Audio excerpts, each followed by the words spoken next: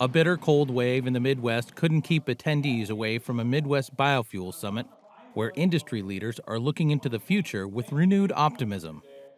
We're hoping that 2020 is going to be the year where we get things back on track with the renewable fuel standard and we begin to reestablish some trust and rebuild the bridge with EPA.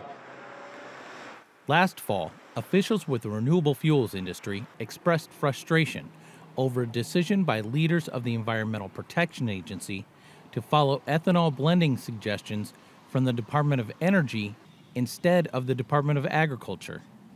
The DOE proposals contained hardship waivers for oil companies known as small refinery exemptions, which cut the amount of ethanol blended into the nation's fuel supply. This move, along with the U.S.-China trade war, helped cut commodity prices, shutter multiple ethanol plants across the Midwest, and leave a bad taste in the industry's mouth. We think EPA has a real opportunity here in the first part of the year to show the industry that it was serious when it said it's going to follow the Department of Energy recommendations on small refinery exemptions, and that it was serious when it said it's going to enforce the law that Congress gave it on the renewable fuel standard.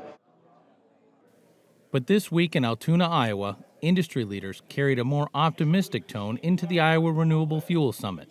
The assembled crowd was supporting politicians in Washington, D.C., with their passage of the USMCA, the ratification of year-round E15, and the extension of the biodiesel tax credit. The highest praise came for President Trump's signing of the Phase 1 trade deal. The potential for $40 billion in sales of agricultural products to China has industry officials looking closely at the potential for the reopening of channels closed for the last 18 months. For us, we're specifically looking at the ethanol export potential and the distillers' grains potential. And the Phase 1 does seem to open that door. Now, how will the market respond? What will the details be? Will it be a little crack in the door, or are they going to swing it wide open and really be a big player? We don't know that yet. China was once our third leading market. We sent 200 million gallons of ethanol there in 2016. We can get back to that volume and well beyond it very quickly. And that would absolutely turn the tide for profitability and just the general outlook in the ethanol marketplace. And at the same time, if we have EPA following through on the president's commitment to strictly enforce the RFS, 2020 could be a great year for the industry, and we deserve one after what we've been through in 2019. Despite the positive outlook, Bunge North America sold its share of an Iowa ethanol plant. And industry leader ADM, one of the largest players in the ethanol business, has put some of its ethanol facilities up for sale.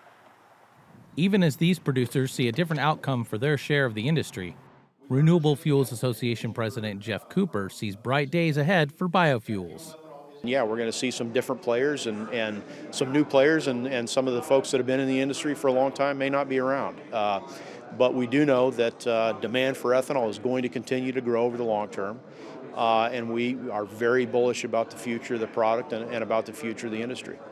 Iowa Governor Kim Reynolds praised the Hawkeye State's resilience in the fight for renewable fuels.